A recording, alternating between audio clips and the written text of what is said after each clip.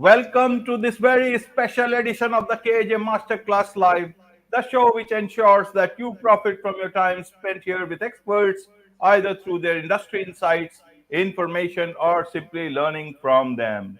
And today we have Darren Saul. He is a podcaster, podcast strategist, as well as trainer, coach, keynote speaker, and student of human attention. Welcome to the show, Darren. In fact, I was Thank trying you, to tell AJ. about the serial podcaster, and I was thinking of putting it as two different things because, welcome to the show, and then I'll ask you about that. Perfect, man. Thanks for having me. I appreciate it, and I look forward to having a lovely conversation with you. Wonderful. You are welcome. Welcome to the show, Darren. Welcome to India in this online form. And I'm sure not just in India, but a lot of people across the globe will benefit from what we are going to talk right now. We'll be talking about unlocking the power of podcasting for one's business. And that is where I come to this. First, I want to understand, why do you call yourself a serial podcaster? Let me understand this and a bit about your journey so that people know who they are listening to. You bet, mate. You bet. So, I call myself a serial podcaster because I just falling in love with podcasting and the whole world and ecosystem of podcasting. I listen to podcasts every day. I have 2 podcasts of my own. I teach podcasting. I just live in the podcasting world, and that's why I call myself a serial podcaster. But it all started for me probably about 8 years ago when I wanted to start marketing my businesses in a different way. I do a few different things. I work as an IT recruiter, and I also work as a photographer. And I started wanting to find new ways to market my businesses. And someone recommended digital media and social media, and I started diving into that world. And then I discovered podcasting as an amazing tool. And I have 2 podcasts, one for each business. And I think it's an amazing methodology, an amazing marketing strategy for anyone trying to create brand awareness for whatever they do, and to create marketing content, which we're all starving for. So I just love the Wonderful. podcasting world. Wonderful, wonderful. You see, serial podcaster, now it sounds very apt. And in fact, if I understand, you are in Australia. So the numbers for Australian listeners, I think if I've read it correctly a bit, one of the headlines on one of the top newsletters was that Australian numbers have gone up even from than the United States in terms of the listeners. So these are good times for serial listeners as well as serial podcasters in Australia. Yeah. In fact, someone told me the other day, I think, that, don't quote me on this, there are more per capita, there are more listeners in Australia than the US of podcasts. Exactly. And that is what even, in fact, I read it today, but you are ahead in terms of time. So maybe you read it a bit before. I read it, late at night, so I didn't read the full article, but it will be interesting to Yeah. read about that. Now, coming to the topic of the day, unlocking the power of podcasting for your business. You have already unlocked that power for your photography business.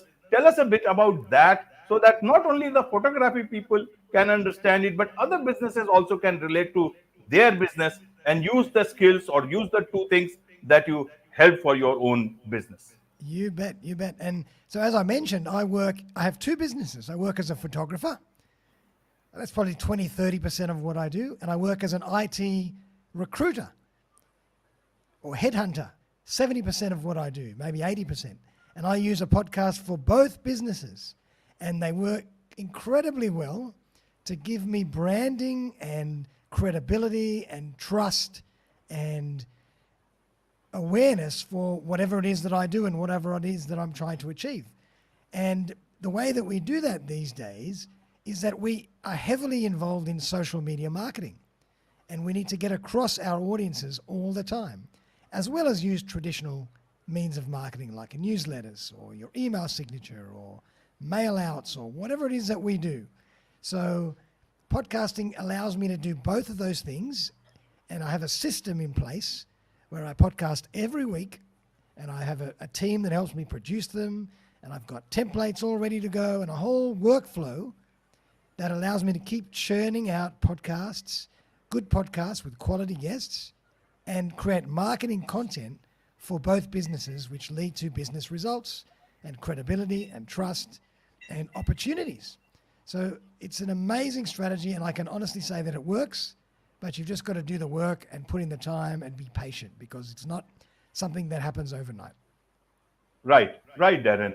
Now you talk about, that you help businesses get serious business results integrating podcasting into their marketing strategy.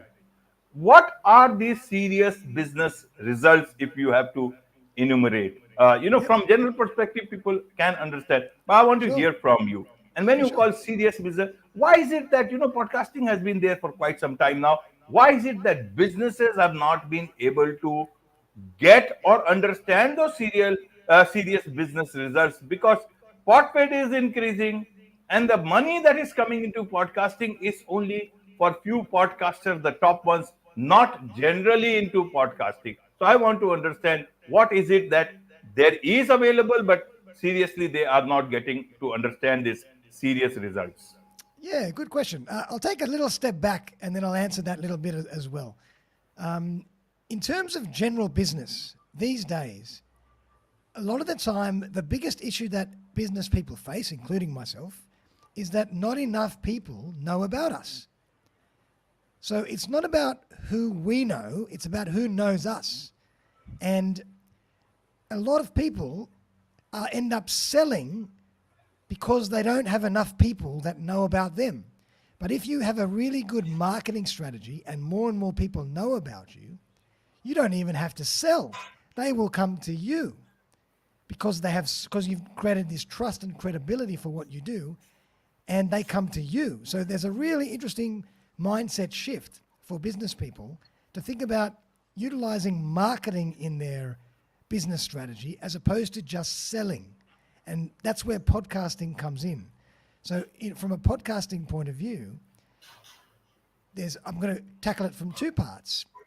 You might have a podcast about your product or service, and that will allow people to get to know you, what you do, and build credibility and trust, build awareness for your brand, and people will come to you, and you will have connections and prospects and opportunities that you can start making money from and generating revenue from. Whereas before, you never had those opportunities because nobody knew you existed. And then the second part is podcasting itself as a side hustle now can also be monetized. And I'm actually doing a free webinar on that in a couple of weeks. But there are about 15 different strategies that you can use to monetize your podcast, both directly and indirectly, with a bit of creativity. So you don't have to only be Joe Rogan or some famous actor to have some money flowing through your podcast. But first and foremost, the podcast itself is an incredible marketing tool to allow your business to gain more opportunities, not to worry too much about monetizing your podcast per se, but use it as a tool first to create awareness and marketing for your brand. And that will bring you business results because we all need more prospects. Simple as that. Right, right, Darren. Now, you call that podcast is not just nice to have anymore, it is a must have. But Indeed. at the same time, you see there is this whole trend going on. Why to waste time, create a podcast, go on podcast, and a lot of business people are doing that. Help us understand both, calibrate both the things, and how should they understand both the things at the same Beautiful. time? AJ, what a great question. You stole my words, my thunder. One of the things I normally tell people is that if you don't want to put in the work to have your own podcast, at least put a strategy together where you're going on other people's shows like this. And then it's going to give you content because the host is usually very generous and they're going to give you the raw footage. Then you can go and use that footage, chop it up and make marketing material out of it in all forms, video, audio, written, graphic, and photo form, and use that in your marketing strategy. So it's nearly just as good as having your own podcast if you just get on someone else's podcast every week. And so that's what I'm doing. I'm putting together all these great courses lately and webinars, and I want to build some awareness. So I've now booked myself on to 1 or 2 podcasts a week to build brand. But at the same time, I have my own podcast, or two of them, and I do that as well. And so you can't beat having your own show, because you're having your own show will still give you opportunities that you will not normally get if you're just a guest. But if you don't want to take the time and you don't have the energy and you don't have the resources, then just get on everybody else's show and put it in a good show. But if you can do it, do your own, and other opportunities, other collaborations, other results will come of it, because it's still more powerful showing up yourself every week as in your podcast. You are the host. But good point, and I think it's a very valid strategy to just get on other people's podcasts. Right, right. You called that podcast hosts are very generous people. Of course they are, but their generosity is also killing them. Because what is happening is that a lot of people who are very opportunist, salesy, they have come into this whole thing as you know, and because it's being pushed by agencies, it's being pushed by others, individuals also, and it seems to have flooded the market. You got to be very recently I read that report that for every podcast host, at least more than 30 plus emails they are getting for Sure. appearing on their podcast. Sure. So if these numbers are, just see these numbers, so how much, and what is happening is that this has become a tool for the guests. Some are very good, some are not that good, and that is creating a lot of problems for podcast hosts. Podfade is increasing, and the money is not coming to podcasting, also to podcast hosts, and that money is going somewhere else. And also, I want to bring to your attention a lot of these things. Suddenly, this whole book writing culture, nothing wrong with that, but that seemed to have captured a lot of podcasting. Writing a Correct. book is not a problem. The problem is that it is taking away the money from the podcast host. Others are making money, but it's not coming to either podcasting or to podcast hosts. But the guests are wanting all that value that they have spent on their book tours out of the podcast host. How do you see that? What is wrong that this industry is doing there?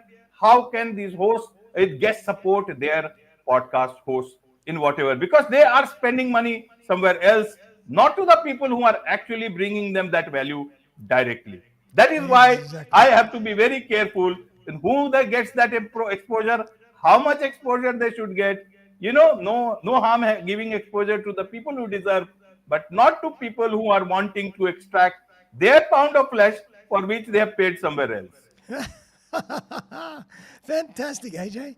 And you raise a very good point. And that's another reason why I've started charging people to come on my show, because I'm doing a hell of a lot of work to Yes. promote, produce, prepare the show, and I then go and re-promote the show for the next 6 to 12 months in my newsletters, on social media, and I bring people back. This is a hell of a lot of work. And people sometimes say, you want your guests to come on the show and you want to make all that money and you want to charge us. But they don't remember how much work, number one, goes into the strategy that we do. They don't remember that we are building a platform for them to get awareness. So why would we not charge for it? 100%.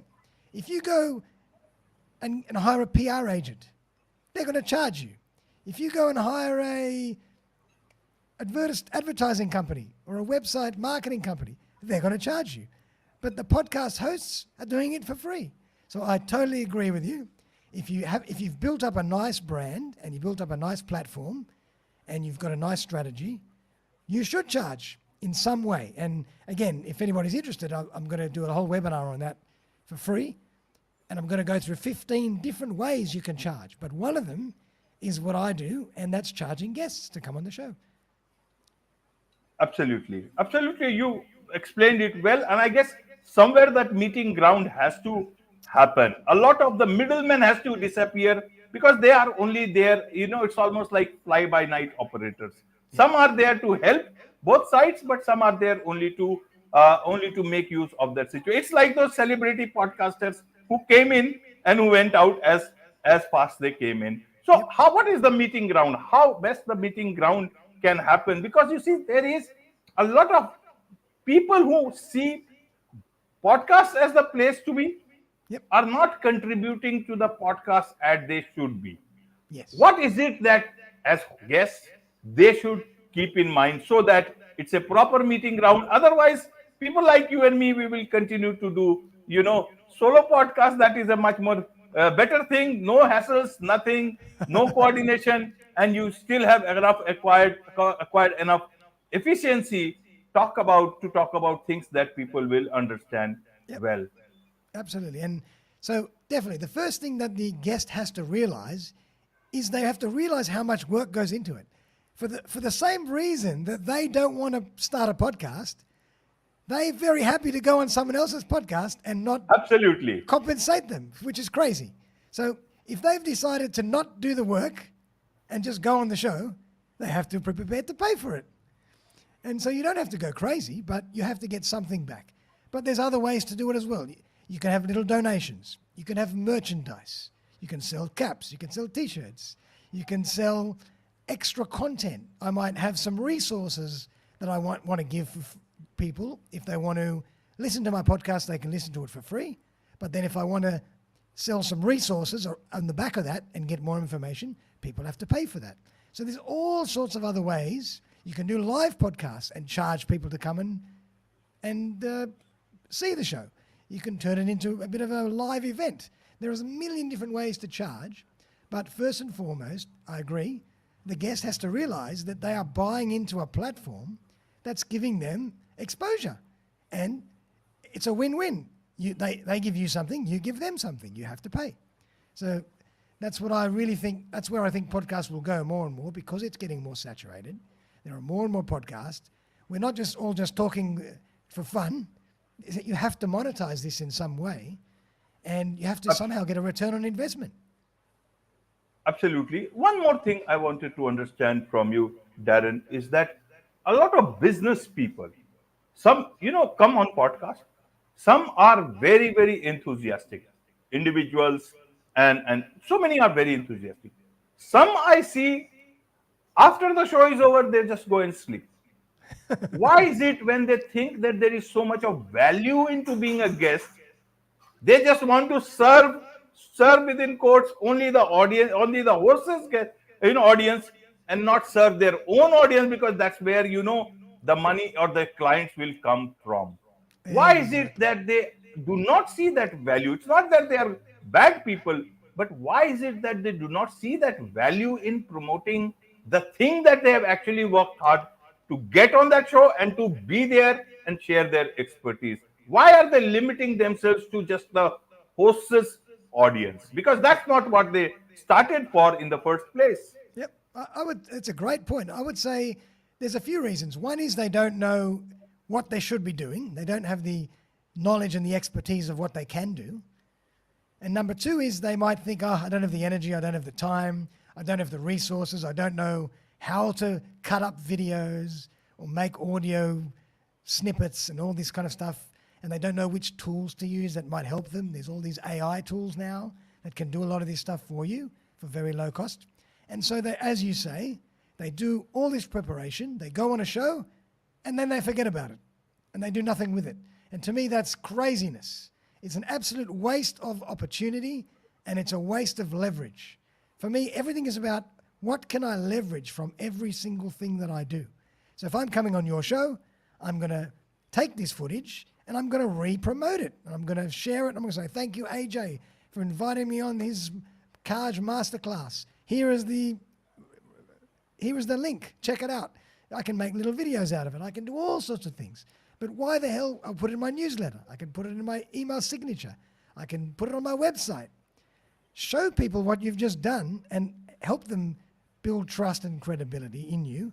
But if you do nothing, you've just wasted 45 minutes on air and you go to sleep, as you say. So to me, it's absolutely crazy.